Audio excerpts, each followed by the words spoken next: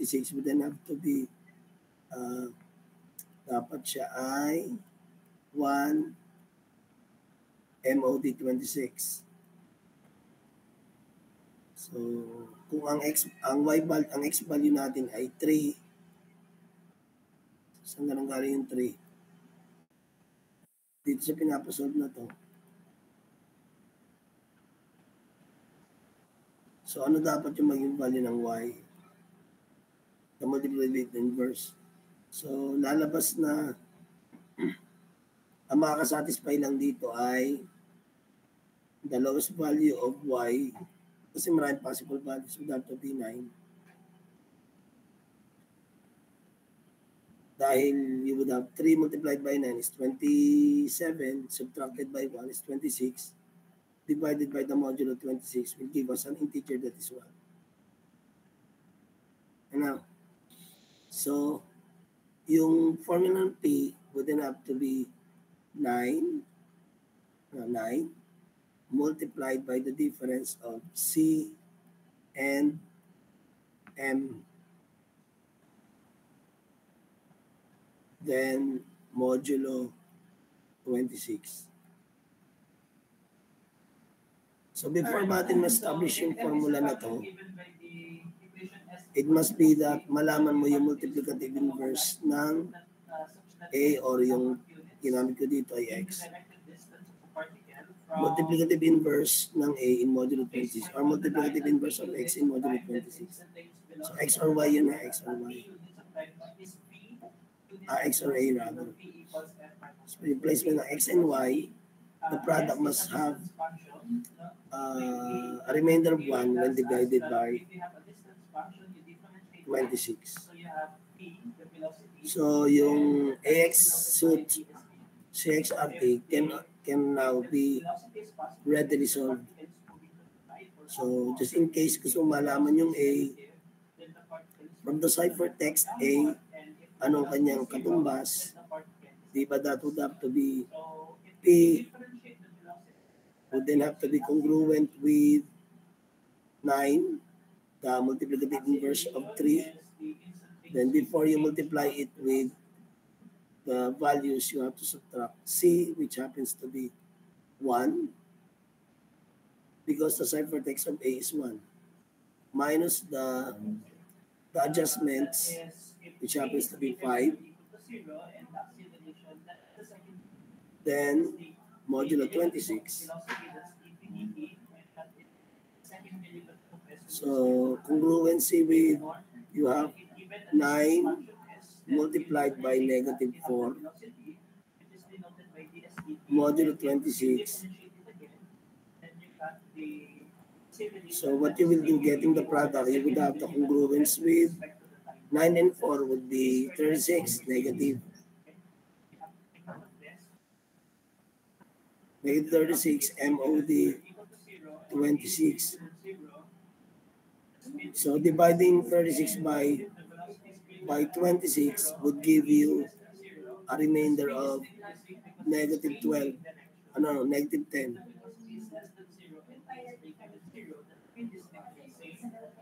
Tama ba?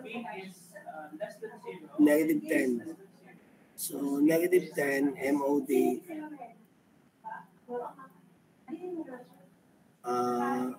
MOD 26. Ang technique kapag lumalabas na negative ang remainder, what we do is we add these two numbers. So you would have 26 plus negative 10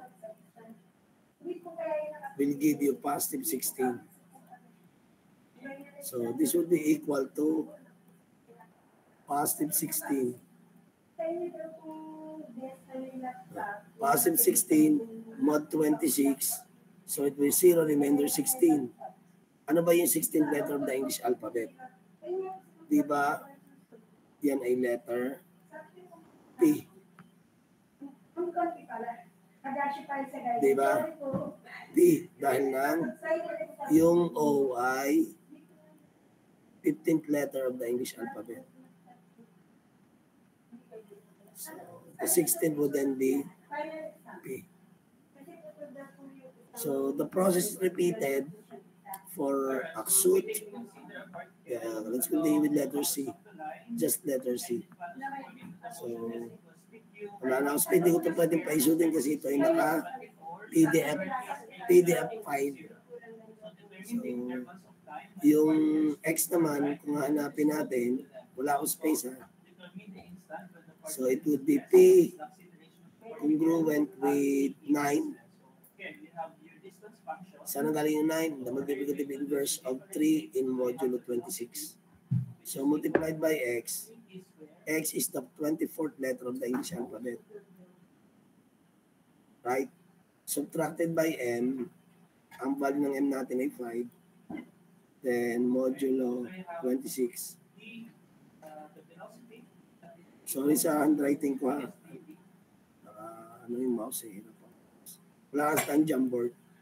So, you would first subtract 24 and 15 would then have to be 19.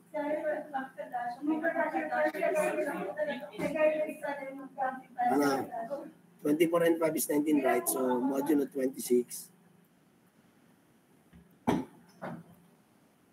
It will be congruence. 9 and 19 would then have to be 180 minus 9. 171? Tama ba? Plus. Dahil 9 times 20 is 180 subtracted by 9 is 179. Ano? So, 171 divided by 26 would then have to be, kapag sa 5, 130. May balance pa siya, 40. So, 6. 6 times 26 will then have to be 78 times 2. What is 78 times 2? 156. 171 minus 156 will then have to be 15. 15? Tama ba? Hindi. Ilan nga ba? Check ko lang nga. Ang calculator tayo. Nasaan yun? Saan yung ang binaba? Ilaan? Word ba yun? Hindi ito. Hindi ito. Dami kasi ako na. Saan po nila? Ito. So, ang mangyayari dyan would have to be 24 minus 5, 9. I mean 19. Tama ba? 19. So, 9 multiplied by 19. Sisigurado ko lang nga. 171 nga. When divided by modulo 26, may remainder siyang 0.57 na decimal. So, tanggal natin yung whole number. 15. Tama. 15. Now, ang tanong, ano yung 0 is equal to the velocity. Tama ba? Teka muna. Sandali ha. Ang AI, ano yung Aksut? Ay, just me, yung letter C pala. X ang nakuha ko. Ano yung patatlo? Yung patatlong nakuha ko. So, ibig sabihin 15 ay O. Ano? So, dapat pala kinuha ko yung letter C. Wala na akong space eh. Nakuha ko ito. Niisip ko kasi yung C. Patatlo pala yung nakuha ko. Ano? So, ano yung letter C? Yung letter C, dito sinama yung modular. Dito na lang. Yung letter C ay P is congruent with the multiplicative inverse times pang ilan yung C? 3 minus M 5 minus right modulo 26.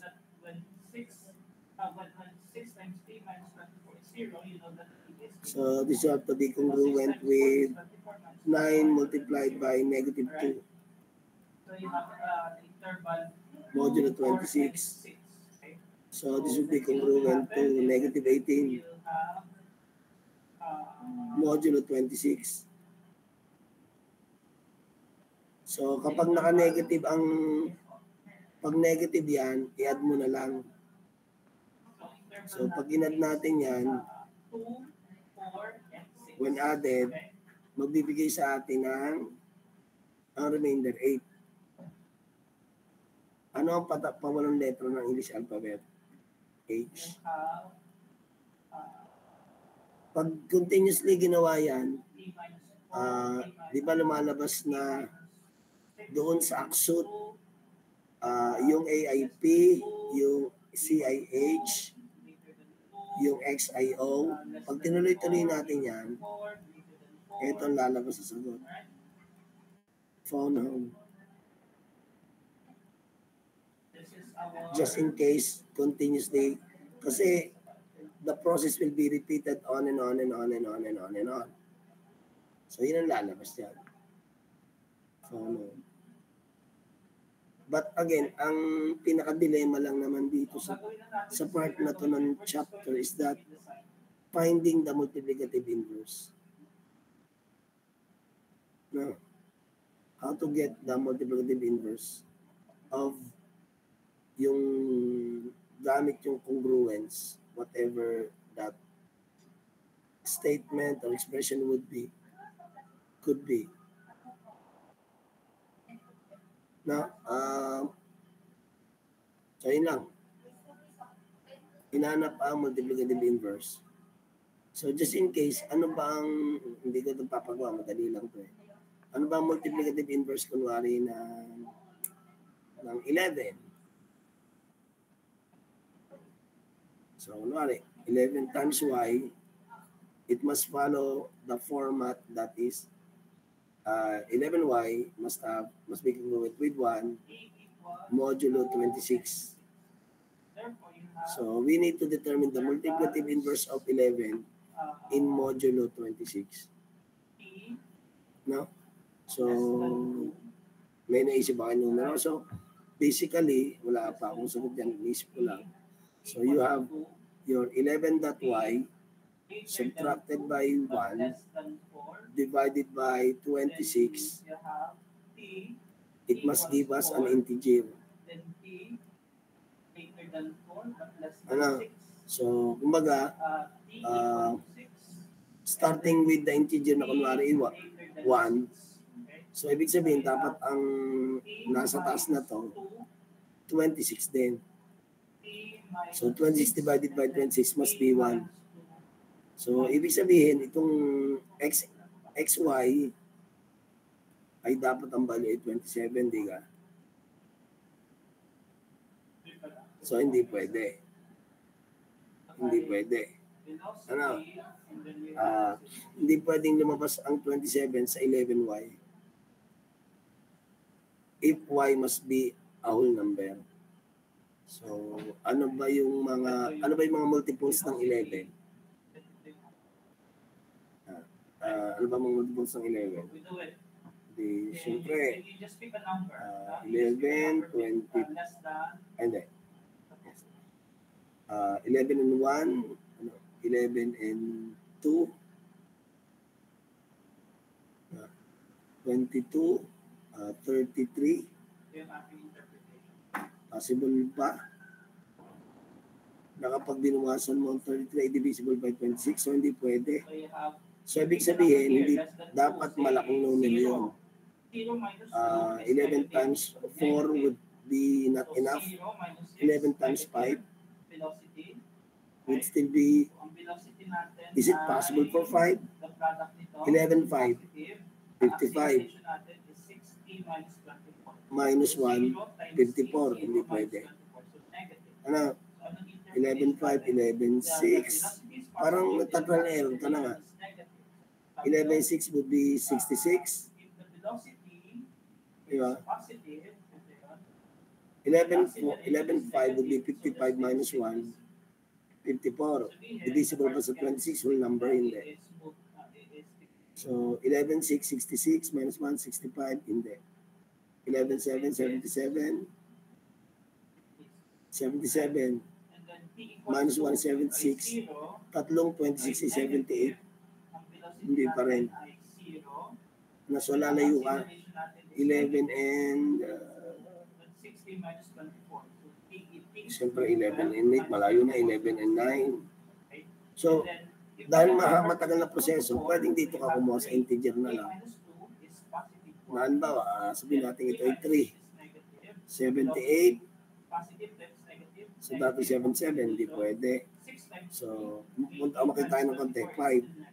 526, 130. 130 plus 1, 131. Hindi rin. Is 131 divisible by 11? Hindi.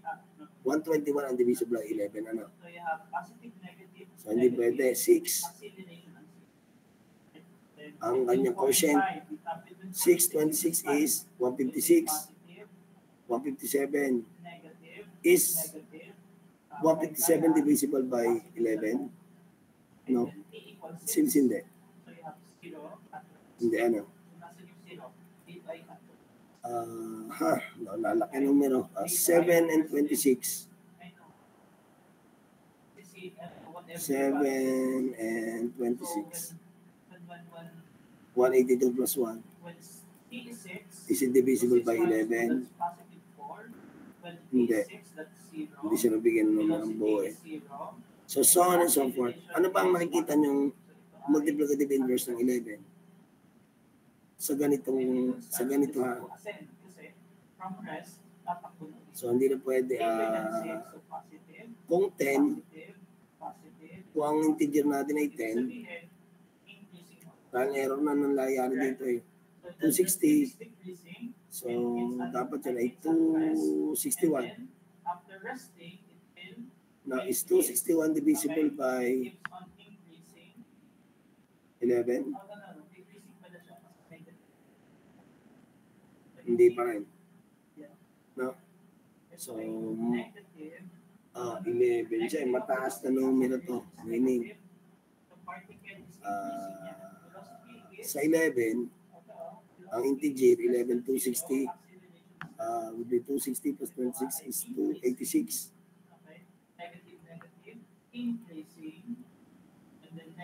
Times 11. 260 pala. 260. Layo na. Sandali. Ano na? Pag ang integer ay 8, yes, ano nang bilang sinabi mo? Makita yun. Paano lang pasang na? Pag integer po ay 8, then ang Natalie, hindi pwede kasi ang integer ba ang tinuturo? Akala ko yung value ng A. Nakuha mo. Ganyan sa part yun. So, nilampasan ko kasi ang 8, ano? So, kung ang integer mo ay 8, 826 would be 52 times 4 or 1/4 times 2, 208. 208 plus 1, 209. Is 209 divisible by 11?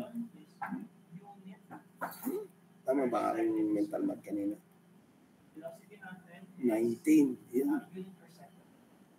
So, ibig sabihin, ang multiplicative inverse niya ay, thank you, 19. Layo pa yan. 19. Lumampas pala ako, hindi ko napili yung 8. 5, 6, 7, tumalon agad ako sa 10. So, yan. Lalabas nga ay, thank you. Kasi naisip ko lang na magbigay ng example. Malayo pa. So, 11, 19, checking out. 11 multiplied by 19 will be 209, then we subtract it by 1. 208.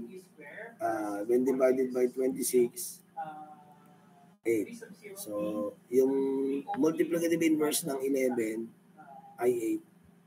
So, kung tutusin, meron tayong listahan. Ang multiplicative inverse ng 3 sa modulo 26 ay 9. Ang multiplicative inverse ng 5 ay 21. Ang multiplicative inverse ng 8 ay 11. So kumbaga, just in case matanong kung ang mga value ng A ay 3, 5, 8, kaya lang ganito eh. Sorry, 11. Dahil the value of A must be walang common factor sa 26, diba? So sa 11 nga pala tayo. So 11 is to 9. Ano? So 11 is to 9. 11 is to, ano nga ba? 11 is to 19. Sorry. 11 is to 19. 8 nagkaroon naman ako. 11 is to 19, 3 is to 9, 5 is to 21. Ang multiplicative inverse. Now, ibahan natin yan at yung natitirang isang oras, we delve with statistics.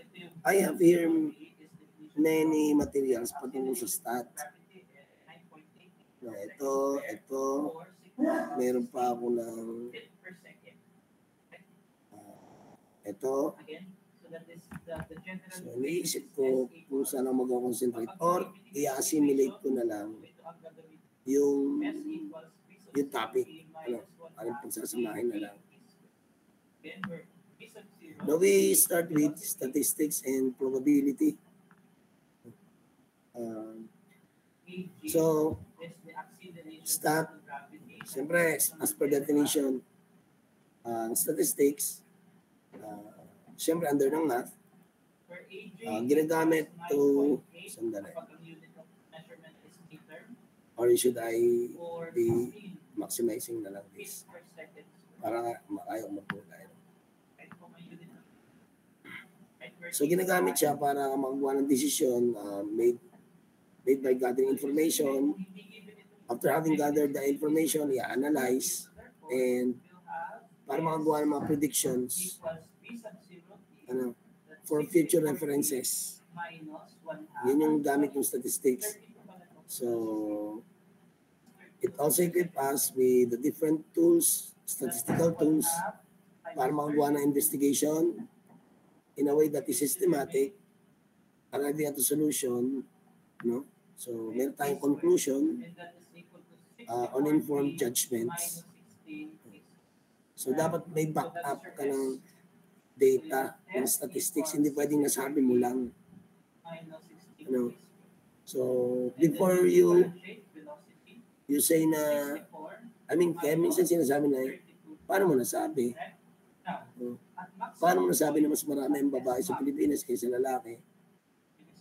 Wala, observation ko lang. Hindi pwede observation lang. It must go through a process that is based on statistics. You gather the information, you process it, you analyze the results, then you do conclusions.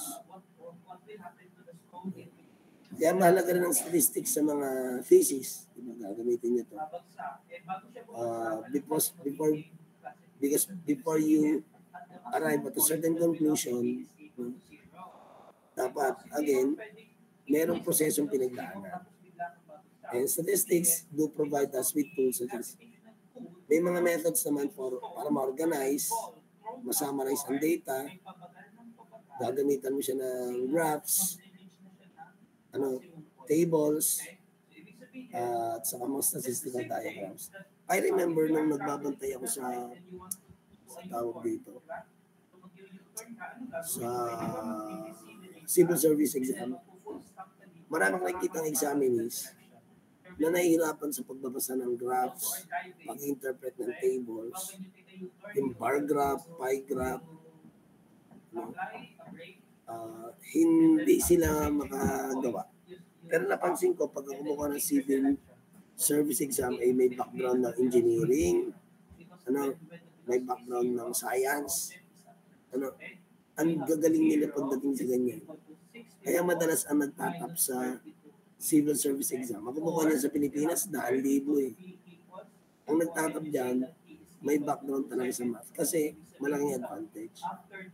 Ang napapansin ko sa mga hindi masyadong adept with mathematics, no? Kumbaga more on, hindi sila sa statistics. Wala. Ano daw yung graph? Ano daw ibig sabihin ng mga par na yun? Hindi na alam i-interpret. So, yung scope of statistics, ginagamit siya sa science, no?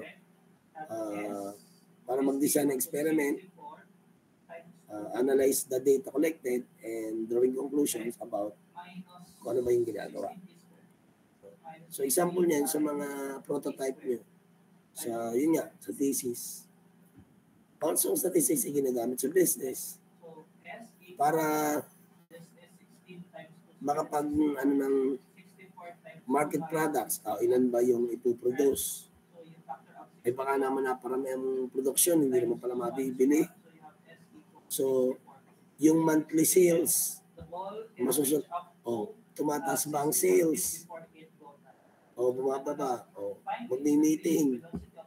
Ayon sa ating statistic, sa nakalipas na 5 buwan, bumabagsak ang ating benta. So, there must be some sort of action that needs to be implemented as soon as possible time para ma-avert yung pagbagsak ng sales. So, dapat masusundan mo, kumikita ka ba? So, maganda na ginagamitan ng staff. So, makakagawa ka ng financial decisions. O sige, dagdagan natin ang puhunan. Lumalakas na ang benta. Dumadami na ang order. Now, government, siyempre ang statistics, yung population, para mapag-aralan ng gobyerno, yung delivery of basic services. So, halimbawa, ilan ba yung, anong percentage ba ng Philippine population ang below the poverty line? Ano ba yung tinatawag na poverty line? Paano mo nasabing mahirap? So, may mga paraan silang ginagamit, parameters, para masabing ano yung, saan nagsisimula, magkano kinikita ng, para masabing ikaw ay mahirap. Kaya malilabel mo ang tao bilang, ang pamilya bilang poor, below middle class, upper middle class, lower rich, rich, upper rich. Yun. So nadi-deliver nila yung ilan ba yung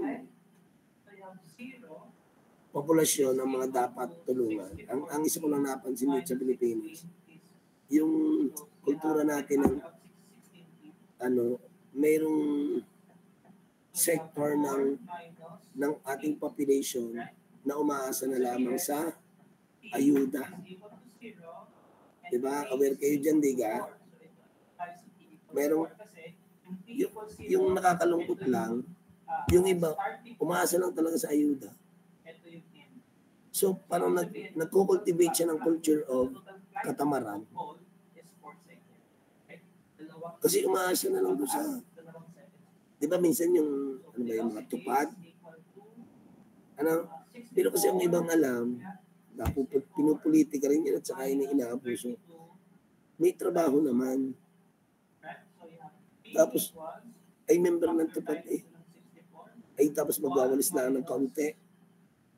Magkano binibigay? 3.5. Pipicturean lang.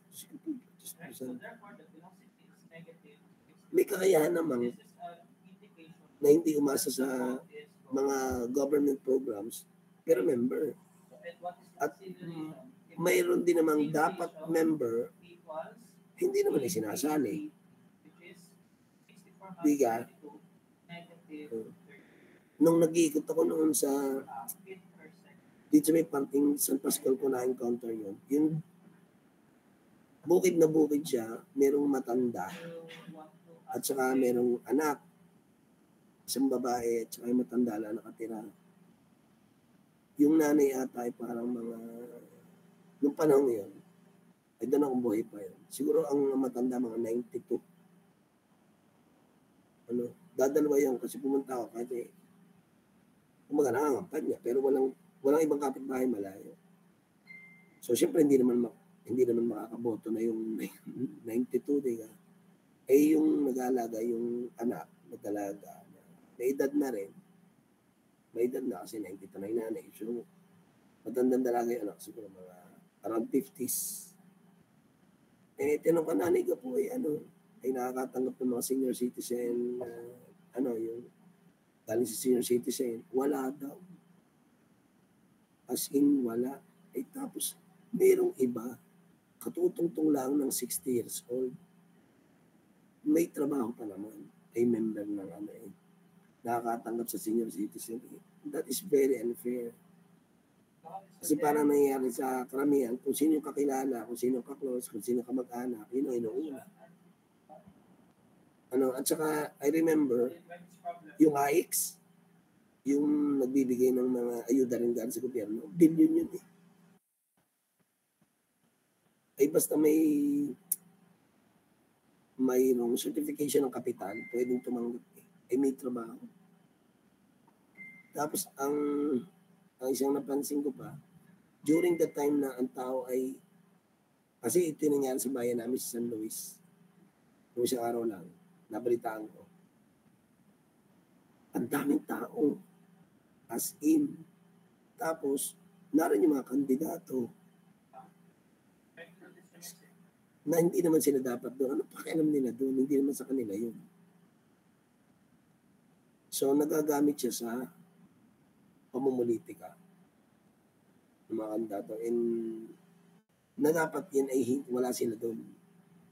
Dahil hindi naman sila konektado doon sa pondo na ipinamimigay. So, yun ang nakakalungkot lang. Eh, siyempre, yung mga tao, yun ang nakikita, yun ang boboto. Chances are. Pero ako personally, pagka gano'n, lalo kung hindi, ibuboto. Mga epal, ang tawag sa gano'n. Anyways, kung saan ako makarating.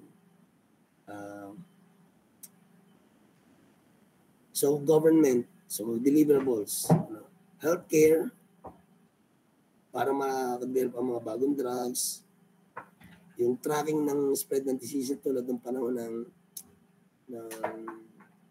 nagkaroon tayo ng pandemya. So, kailangan yung statistics para makita yung saan ba yung lugar na lalagyan ng harang. Hindi kami mga ganun nun, yung parang para hindi makapasok ang sakit. I-contain agad. Saan ka nangyari to? Itong nagkaroon ng foot and mouth disease ng baboy. Itong taon lang na to, 2024, sa Batangas. Ang alam ko dito, kumakalat na sa Lian, Balayan, wala pa ang Tuwi, meron ng Nasugbu, wala pa ang Kalaka. Hinarangan na agad ng Lemery. Kasi, hindi pwedeng harangan mo yung boundary ng Kalaka at saka Balayan. Kasi yun naroon na sa Balayan ng sakit eh. So, iurong mo pa na mas malaki. Para masigurado na hindi talaga makakakalat yung sakit. So, tinitingnan yung bilis ng pagkalat. Tulad ngayon, sa Cavite ay nag-declare na ng ang tawag nga doon para magamit ang pondo. Emergency, state of calamity, emergency. Dahil ng dengue. Ang dengue ngayon sa Cavite, particularly Dasmariñas, Cavite, has ballooned to 400% compared with the same time frame last year. So parang nakatanda ko sa statistics nila. Last year, January to November, ang nagka-dengue ay 81. Tapos, this from January to November of 2024, it has already reached around 400 ang mayroong dengue. So, hindi pwedeng kampante lang. So, bakit siya nag-balloon four-fold, 4 times? So, yung spread ng sakit. So then nagkaroon sila ng fogging operation, yung mga tubigan ay na pwede pamahay ng lamok ay inaalis. So, then, i-check nila ngayon later, some weeks after, kung na-contain ba yung pagkalat, nadagdagan pa ba, ganun pa ba kabilis, o bumaba na. No, instead of halimbawa ay 10 sa isang araw, baka naging 4 na lamang per day. Diba? And it's way good kung it will eventually drop to 0. 0 yung mapapadagdag. Pero kung patuloy siyang lumalaki, ibig sabihin, hindi effective yung naging paraan. So, doon ginagamit yung mga statistics, numbers. Then, sports. So, tinitake track yung performance ng manlalaro, like swimmer, bumibilis ba? So, comparison ng kanyang mga results na previous sa mga succeeding.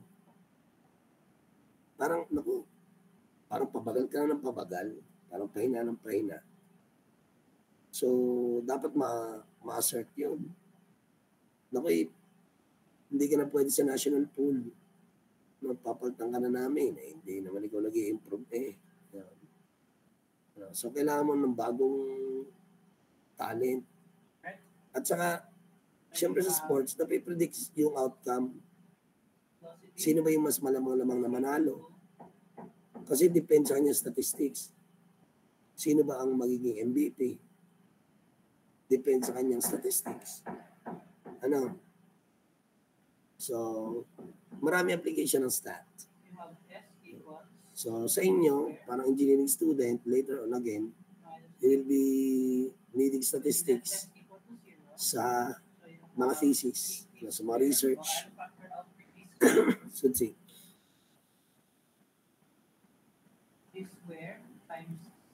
So, ano ba yung limitations ng stat?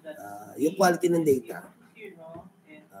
Kasi yung kalidad ng statistical analysis ay naapektuhan o nalilimitahan ng kalidad ng data. Halimbawa, ang data ay inaccurate, hindi kumpleto, bias, ay huwag kang umasa na ang analysis ay maging tama, kumpleto, o fair. Hindi pwede mangyari yan. Kasi I remember, di ba nagkakaroon ng mga census? Okay. Diba? Yung census, yung sa bahay-bahay, kada barangay merong 1 o 2 tao na alam yung mga pasikot-sikot ng barangay, nagse-census yan sa bahay. Ilan ang pamilya nakatira dito? Ilan ang babae, ilan ang lalaki, anong edad, anong mga edad, anong mga trabaho. So, nag-gather sila ng data. Now, natatandaan ko, may yung nanay ko, nung tinatanong, kung bata pa ako, hindi niya sinasabi yung totoong data. Kasi may paniniwala yung mga matatanda. Pag sinabi, ilan na may trabaho, ilan na nag-abroad. So, ina-assume nila na kapag sinabing maraming nag-abroad, kasi marami yung magkakapatid, marami sa amin nag-abroad. Kasi iniisip nila ng nanay ko at saka ng ibang matatanda na kapag sinabi na marami nag-abroad, yung tulong ng gobyerno mababawasan. Parang yung pamilya namin hindi na magiging qualified sa mga government benefits o kaya yung mga binibigyan ng gobyerno. Kaya yung parang karamihan, namamali na yung data. Parang doon pala yung sa bahay namin. Huwag natin sabihin na kami lang, sa bahay lang namin nagkaroon ng pagbibigay ng nanay ko ng ng medyo hindi kumpletong detalye. Hindi ko siya masisisi kasi meron siyang takot. May takot So, yung nagagather na data, accurate naman yung dami ng tao, yung mga edad, pero yung mga trabaho, sabi sa nani, di ba, si Kuya nasa Qatar, si Tatay nasa ganito. Tumahimik daw ako, daw mahingay. Anyways, so, yun ang limitation ng stat. Pag medyo mali na ang data, ang ibang ginagawa, ini-invent on data. Dahil tinatamad na, kulang-kulang di pinapasakan. Yun ang problema dyan. So, sampling, yung stat, sample ng data, hindi yung buong population. Ito.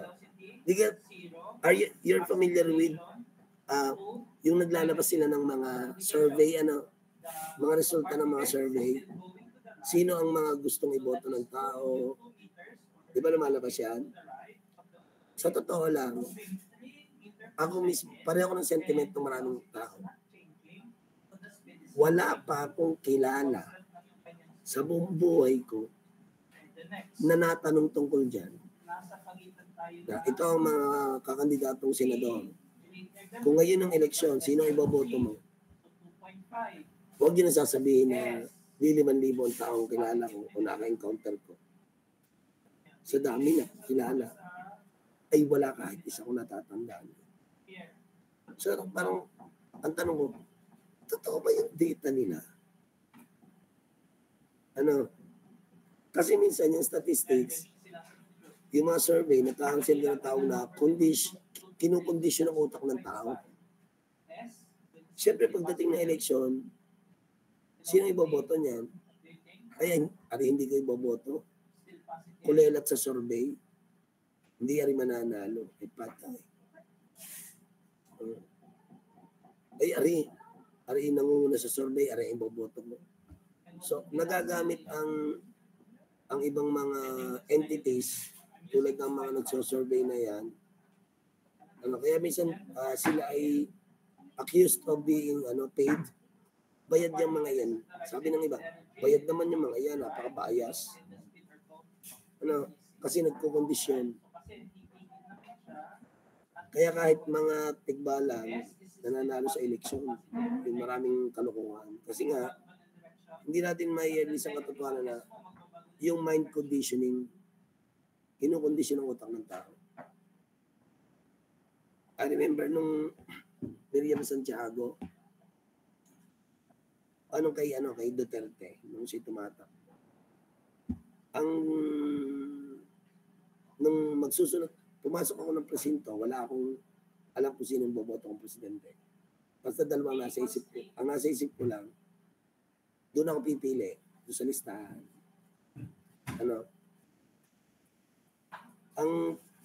Nung parang elimination method, ang naiwan na lang ay Duterte at saka Santiago. Doon ako yung dalawa, Duterte, Santiago na akong dapat. So, ang nangyari nun, naalala ko yung sabi nila, kaya daw gusto nila si Santiago, Miriam Defensor Santiago, kasi magaling. Kaya lang, hindi naman mananalo. Kaya, hindi nila iboboto. Sa iba na lang sila. So, naisip ko din yun. Hindi man mananalo si Miriam Defensor Santiago. Pero, yun ay binoto ko. Wala akong pakialam kung hindi siya mananalo. Kasi paano siya mananalo kung ganun lagi ang thinking ng mga tao? Hindi ko boboto, hindi naman mananalo. Diga. So, sayang, nawalan tayo ng isang posibleng magaling na presidente. At hanggang ngayon, I'm proud na naging tama ang aking desisyon. Dahil kung binoto ko yung isa, nako, ay that would be the greatest mistake para sa akin. Actually, nagkamali na ako nun kay ano eh, kay Gloria Macapagal Arroyo. Ang gusto ko sana si Fernando Poe Jr. Naisip ko, wala naman siyang experience. Hindi siya naging kapitan ng barangay, hindi siya naging ganito. Tapos presidente agad. So, siyempre, he will depend on sa kanyang mga advisor. Okay naman siya, may charisma, pero experience-wise, to handle a country, parang wala. So, hindi ko siya pinili. Pinili ko si GMA. Tapos GMA na may nandaya. Inamin naman niya eh. Ang panalo talaga doon sa FPJ. Imagine, sa Mindanao, gustong-gusto siya ng mga Muslim, pero siya zero sa mga presinto. Puling presinto na zero si FPJ. Imposible yun. Anyways. So ang sampling ay ilan lamang, hindi yung buong populasyon. Kaya naglalagay sila ng mga plus or minus. So accuracy ng result. Yung statistical probabilities, halimbawa, yung 3 at saka 4% statistical tie, kung ang kanyang percentage of deviation or error ay plus or minus 1, parang gano'n. So naglalagay sila ng gano'n kasi nga, hindi naman nila natanong ang buong populasyon. Eh pag tinanong ng buong Pilipinas, eh ba, hindi matatapos yan. Kaya kumuha lang tayo ng sample across groups, halimbawa, sa class A, class B, class C ng populasyon. Ang assumption, di mag-a-assume ka. So, madalas, they rely assumption. No? So, yung assumption ng data ay normal ang distribution, lahat ay natanong. Pati mahihirap, mahiyaman ay natanong. Lahat ng matanda, bata, may trabaho, wala, natanong.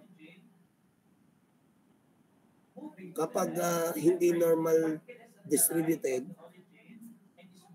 bias ka na agad. Ibig sabihin, ang analysis mo mali na. Para mo nasabi, hindi mo naman natanong lahat. Next, causation and correlation. Ito ay limitations ng stat. Ang causation and cause, correlation is anong relasyon? Na pinapakita na ang dalawang variable ay correlated. Pero hindi niya papatunayan na yung unang variable affects the other variable. Parang variables A and B, sila related, pero hindi mo pwedeng masabi kung may kinalaman ba kay variable A ang nangyayari kay variable B. And vice versa. Hindi mo agad, hindi mo yun mapapatunayan. So limitation siya ng stat. Misinterpretation. Ang stat can be misused or misinterpreted. So, may siyang misconstrued, mamali ang gamit, inabuso. Katulad nga yung sinasabi ko about mga survey sa preferential survey. Ang tawag, preferential survey. Yung sinasurvey, sino sa tingin mo ang mananalo? O example niyan. Yung sa mga contest, diga, siyempre ang gumawa ng top 15 na mananalo, na may malakas ang chance manalo sa pageant. Laging kasama ang Pilipinas. So bias na agad. Diga, parang paano mo nasabi na saan ang galing ang iyong ranking ng 1 to 10? So yun yung pumapasok na may mga biases. They claim na sila ay legit. Pero teka muna. Meron niya kasi hindi nawawala yung personal bias. Ano? So yung iba naman, yung mga Pilipino nakakabasa, naniniwala naman. Kapag hindi nanalo, sabihin, dinaya. Sari-sari. Diga? Now, so yun ang limits ng stat. Descriptive statistics, may dalawang uri. Descriptive and inferential. Descriptive stat, nag-organize, nag-represent, nag-describe ng data. So may mga table, graphs, summary measures. Ang descriptive stat, siya ay categorized into 4.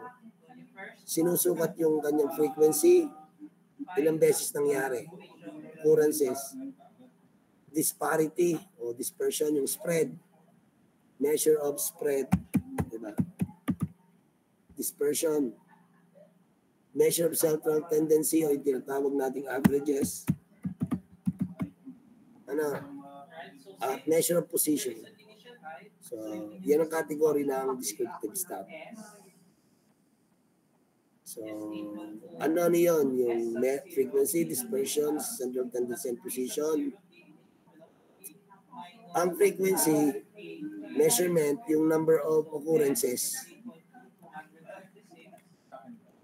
Ay?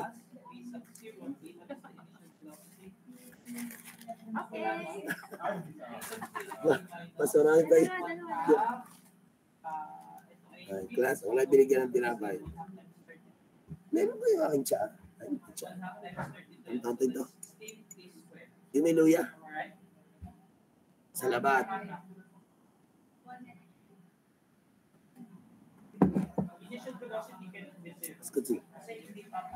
Class, nariyan pa kayo. Gising pa naman.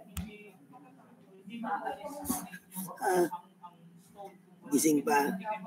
Paglabanan nyo na lang ha. Kasi I have to go through this process. We have to go through this process. So, ang frequency, how frequent? Diga, parang, halimbawa, nagkaklase ako, kumari. Napansin ko, bakit yung isa nyo kaklase, panay ang labas? Abay, nakakalima ka ng labas.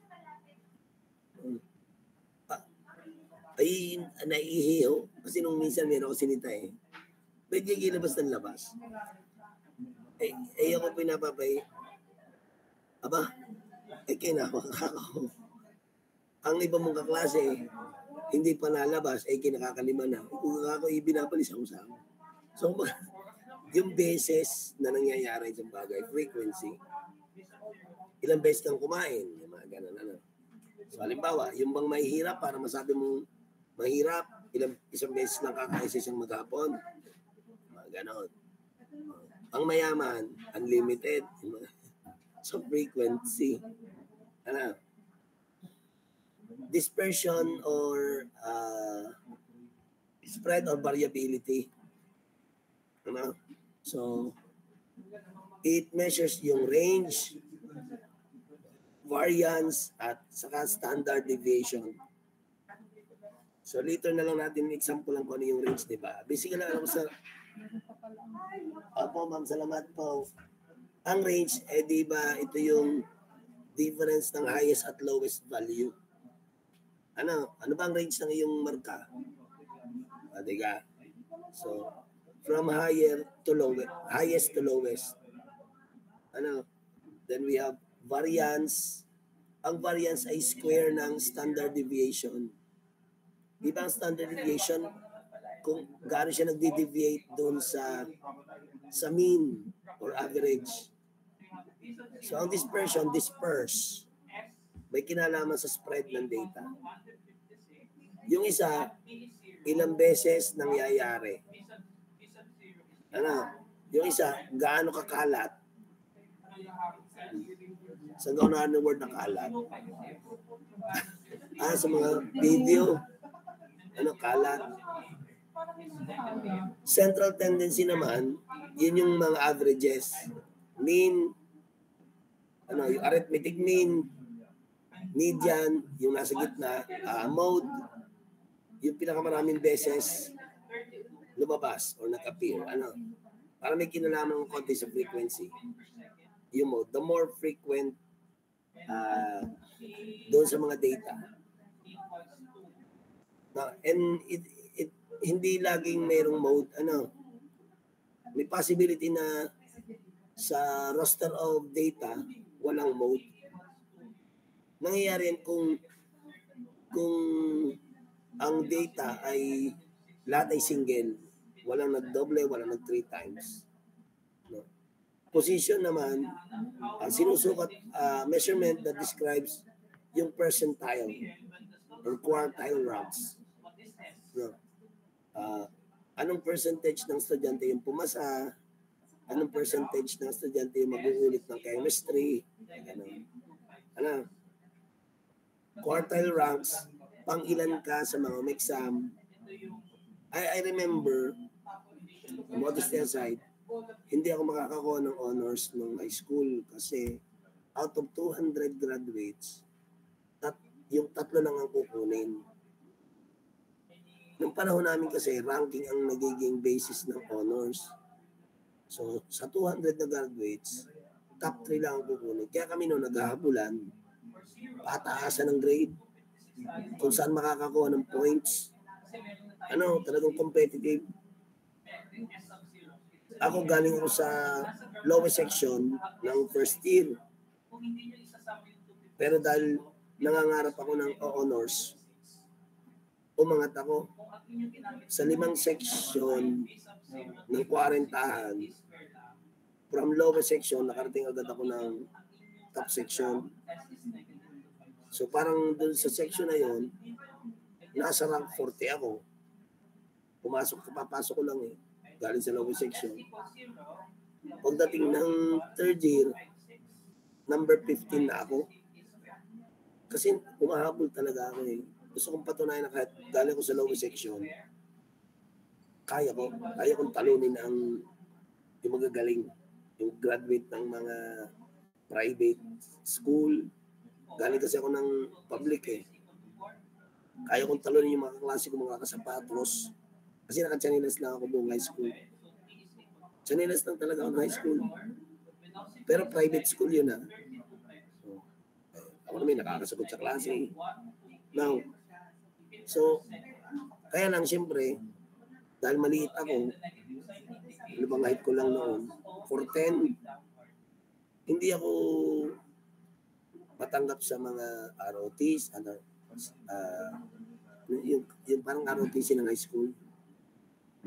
So, wala akong points doon. So, habulan ng points, at the end, nag-rank 5, rank 5 ako.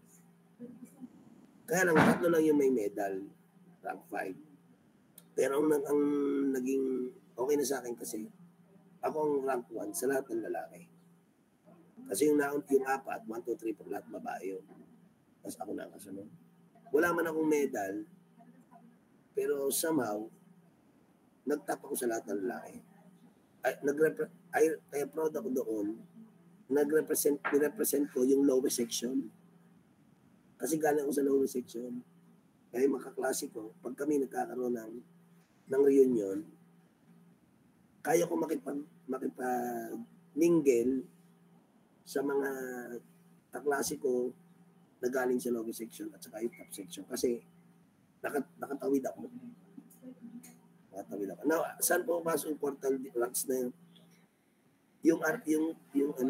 Dati kasi mayroong tinatawag na National College Entrance Exam.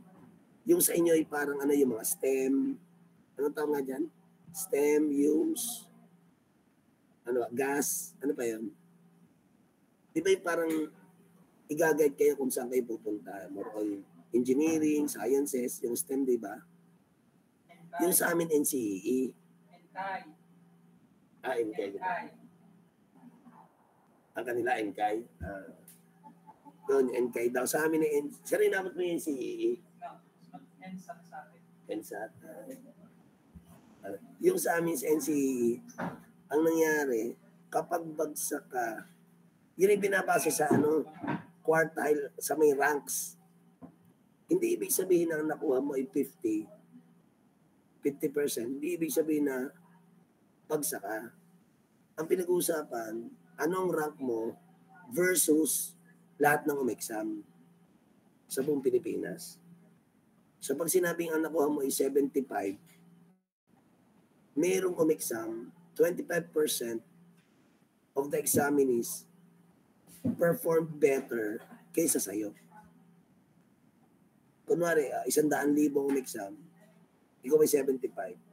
So, mas matalino ka doon sa 75% na examinees. Pero may 25% of the examinees ang mas matalino sa'yo. Ranking yun eh. So, pwede mangyari na matalino ka, pero 75 ka. Ano? I remember nung panahon yun, di ba wala akong medal dahil ako yung panlima lang sa ranking.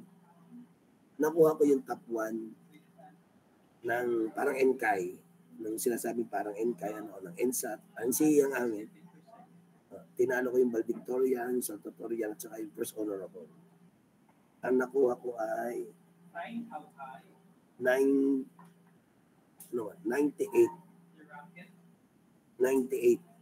Ibig sabihin, sa buong Pilipinas nung panahon yun, may 2% ng examinees perform better sa akin on the said national exam. Ano?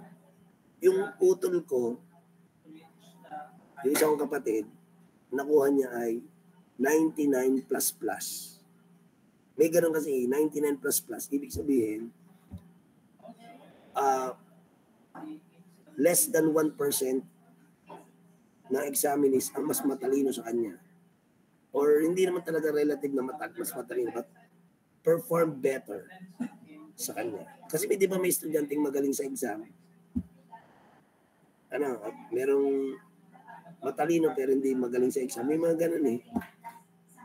Class, narinig niyo pag-answer.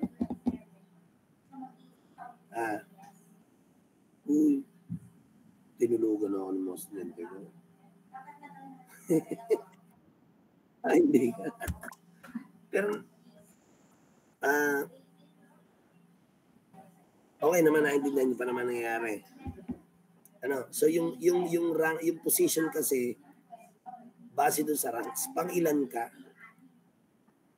pwede kasing mangyari na walang pumasa sa exam, pero ikaw ang top 1, diga, bagsak ka, pero ikaw ay top 3. Kasi may kinalamin sa ranking, na yung position mo, pwedeng ikaw ay parang katulad din ng itong gantong joke eh. Tinawag ni teacher yung si Pedro. Pedro, ang score mo ay 99% sa nakatapos na exam. Biglang tumayo si Pedro, nagsisiga. Yes, 99%. Tapos nilait niya yung mga klase niya. Sabi niya, okay, ako ang gayahin ninyo. Ako hindi nag-aaral pero 99. O ano kayo ngayon? Tinatrash talk niya yung mga kaklase niya, yabang-yabang. Tapos sabi ng teacher, okay Pedro, sit down. The rest of the class get 100. Yung ganun ba? Na 99 ka na. Ay, ikaw lang naman. Edi, so, isa lang ang mali mo, pero ikaw ang lowest. Hindi porke mataas ang score mo, relatively, mataas ang position mo, depende. So katulad nung case na yun.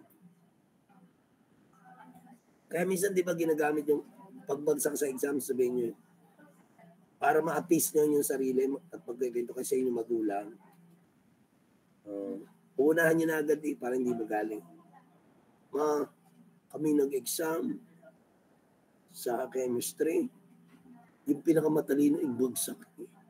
Kahit yung pinakamatalino ay bagsak. Di ka? Di ka inuunahan mo na agad na maunawa ka ng nanay mo na bagsak ka. Sabihin na rin, okay lang yun anak. Di kasi, Kasi kung alam ng magulang mo yung kakayahan, sinabi na nga na, yung pinakamatalino namin ay pagsak. Yun, wala na. Tapos na ang laban. Ano? Hindi ka na mapapagalitan. Pero yung mami ako na 99, huwag mo na sabihin kung ikaw yung si Pedro. Dahil pag nalaman ng mother mo na ikaw ay 99, pero lahat ay 100, di ka? Sabihin, grabe ka naman, ikaw parang pinakabobo sa klase. Ano? So, yun po yung dati, ang labanan sa, parang ang alam ko doon, nung aming yung NCEE, NCA, itanong niyo sa magulang niya yung mga ganyan, NCEE, tanong niyo, ma, anong iyong NCEE nung nung high school? Okay pa, anong iyong NCEE?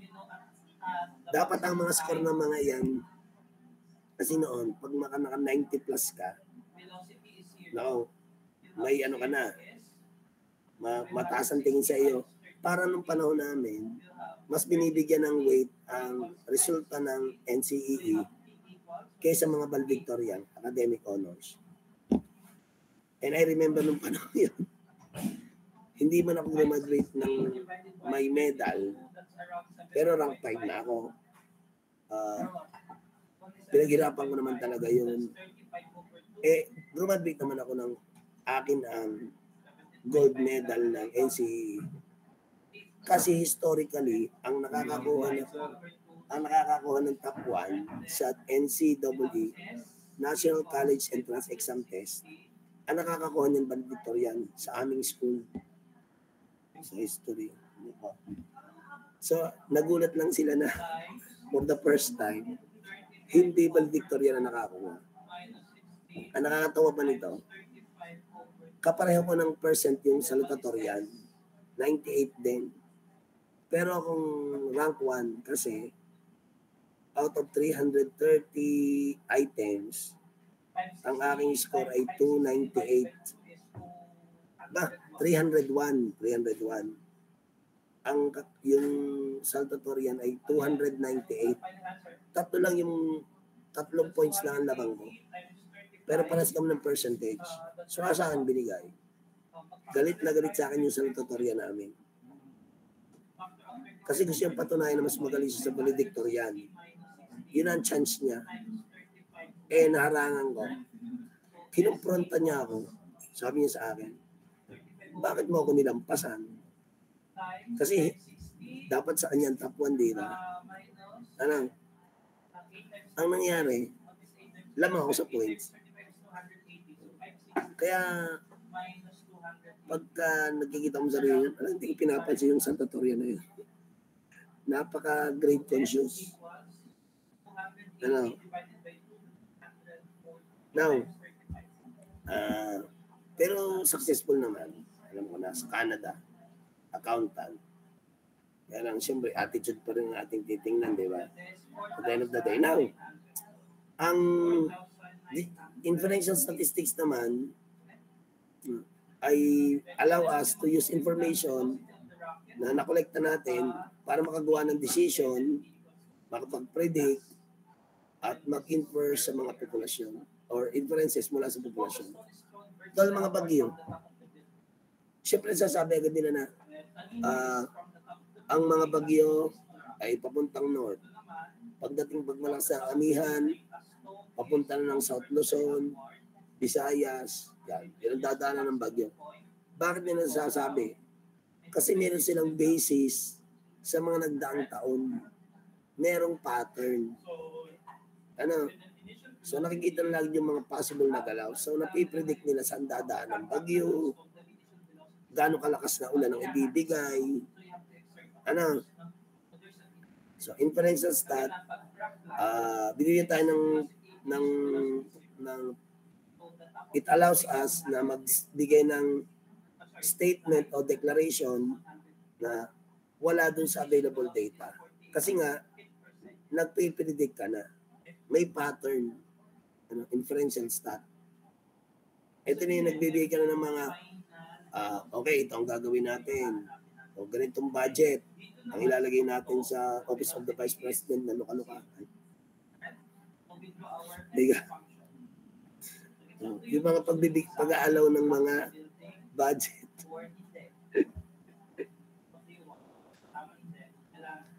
Okay. So inferential. Tapos variables naman, siyempre, yung mga variable ay pwedeng magbago from one object to the other in a population. Ang variables ay qualitative or quantitative. Ang qualitative, yung halimbawa ay babae, lalaki.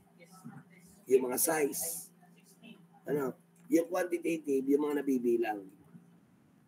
So, halimbawa ng quantitative, qualitative, ay wala din eh. Nasa isa. Anyway, babalikan ko na lang itong qualitative at quantitative ba. So, ang population, the entire group of individuals, population. So, collection ng individual or objects or events na may property na i-analyze. Example ng population, anong relasyon ng class size at academic performance ng mga grade 12 students. Bigla ito na kami naalala.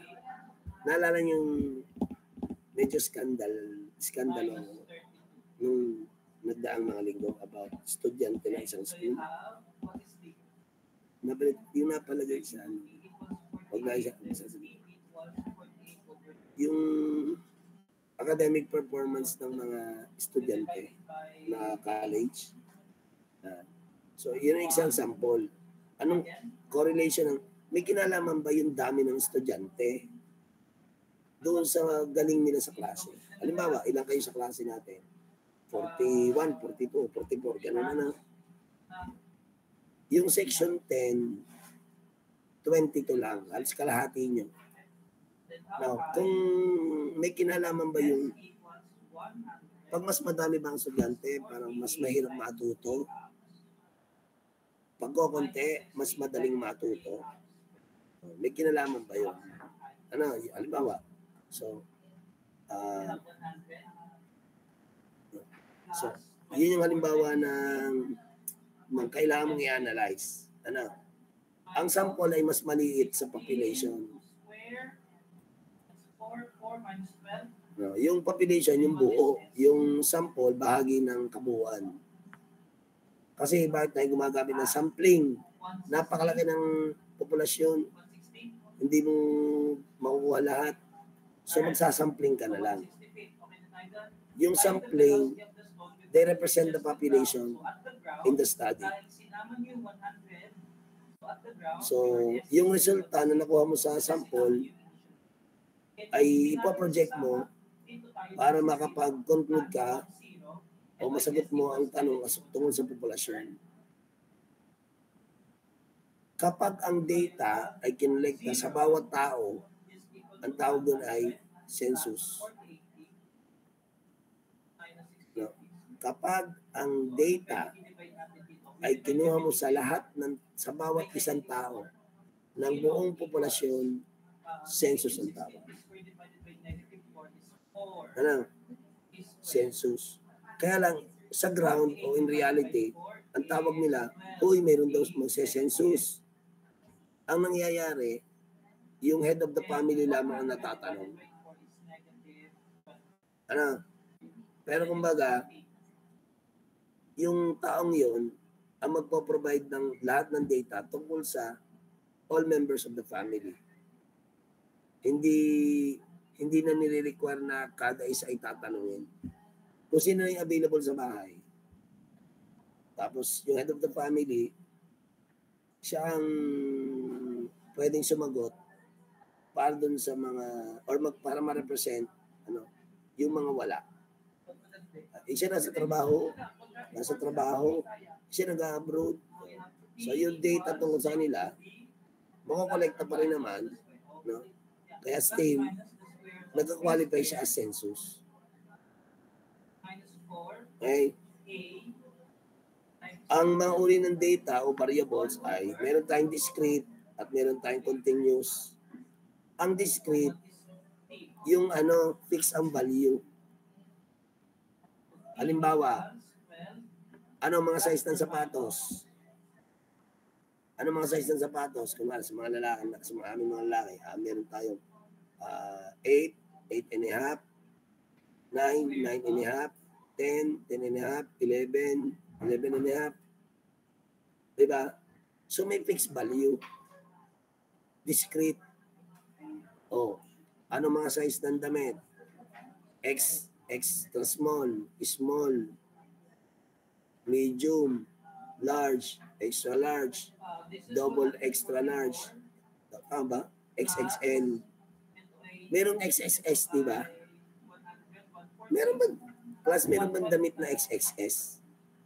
Extra small? Meron na. Hindi. Small, extra small. Meron ba XXS? Hindi ako meron. Kadalasan niya rin sa mga babae, dahil dikit ang mga damit ng babae at lalaki. Magkalaking, kasi magkaibang body build So merong XXS. Ma'am, meron ka pong size na XXS. Small, extra small. Wala. Kapit may extra large. 3XX. Ay, grabe. Meron kayo? 3XL. Hindi XXXL.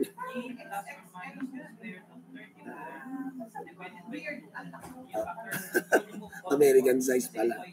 Anyways, class. So, hindi ko alam kung meron XXS ha. Pero anyway, baka meron nga. Parang wala. Anyway, ang discrete can easily be counted. Siya ay binubuo ng indivisible categories. Ang continuous naman, tulad ng height, weight, may mga decimal. Halimbawa, ano ang weight mo? 46 kilograms. So, to be exact, 46.12 kilograms. So, pwede rin yung nadagdagan ka ng timbang. 46.38, 46.39, 46.39391. So, continuous variables yun. No? Wala siyang fixed value at meron siyang range. Example ng continuous variable, temperature, meron lang. Meron pong XXS. Siguro sagad na yun po. Okay, class. Ang temperature, isang halimbawa ng continuous variable. Kasi hindi naman siya fixed na 10 degrees, 11 degrees, 12 degrees. Meron siyang decimal. Merong infinite number between 10 degrees Celsius and 11 degrees Celsius. Continuous variables. So, infinitely divisible, tulad nga ng height, weight, temperature, distance, yan. Continuous variables. Ang mauri ng measurement scale ay nominal, ordinal, interval, at ratio scale. Yung nominal, yung may bilang. Yung ordinal, yung rank. Siyempre, yung interval ay yung may ginamit sa range. Ang ratio ay yung comparison ng dalawang values. So, may ganun. Okay. So, ang ipapadala ko na to sa inyo after agad nito ha. So, ang nominal scale, pag naka-assign tayo ng number sa qualitative variable to the gender, ilan ang lalaki, ilan ang babae, nominal. So, religion, ilan sa ating klase ang Roman Catholics, ilan ang Christian, ilan ang Muslim. Meal preference, ilan dito ang vegetarian, ilan ang carnivore. yung kumakain ng karne, ilan yung walang kinakain kasi walang pambili. So, gumagamit tayo ng nominal scale. So, ang nominal scale, nag-identify, nag-differentiate ng category. Ina-assess nito kung magkapareho, magkaiba ang dalawang individual. Halimbawa, male and female. So, ilan ang babae, ilan ang lalaki. Ordinal, yung ranking, third place, second place, pwedeng, pumila nga kayo from yung sa pila, yung matangkad, nasa huli, yung maliit, nasa harap. Naka-ordinal, naka-rank yan. Pang-ilang ka sa matangkad, pang-ilang ka sa klase, ordinal. O result ng quiz, na performance sa quiz B, yan, ordinal. So, yan. First, second, third, fourth, extra small, small, medium, large, extra large. Ordinal. Anong gusto mong price? Large, extra large. Family. Pizza. Ordinal. Ang interval naman,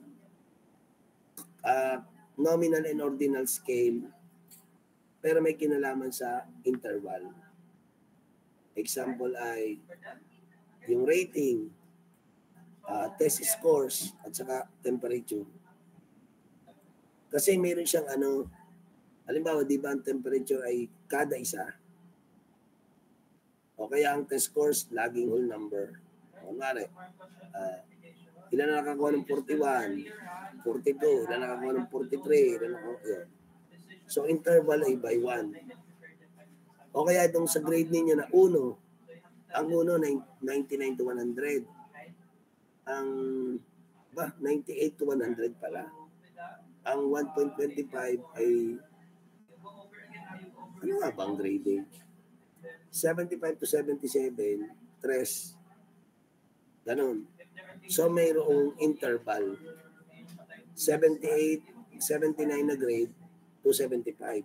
So, interval scales. And lastly, yung ratio scale, itong pinakamataas at most precise na uri ng pagsusukat. Mass, timbang, oras, distance, speed, are example of ratio scale. No? So, dahil sa ratio scale, masasabi mo na ang 30 milligrams ng gamot ay 3 beses mas malakas sa 10 milligrams. Ratio scale. Like nung isang araw masakit ang ngipin ko, sabi ng kapatid ko, inom daw ako ng gamot. Ako naman ay hindi mahilig sa gamot eh. Sabi ko, ay gano'n ka kasakit? Sabi ko, masakit. So, inumin ko 2. Sabi ko kayo sa rin ko, hindi kayo mautas. Isa lang, mamaya uli yung isa.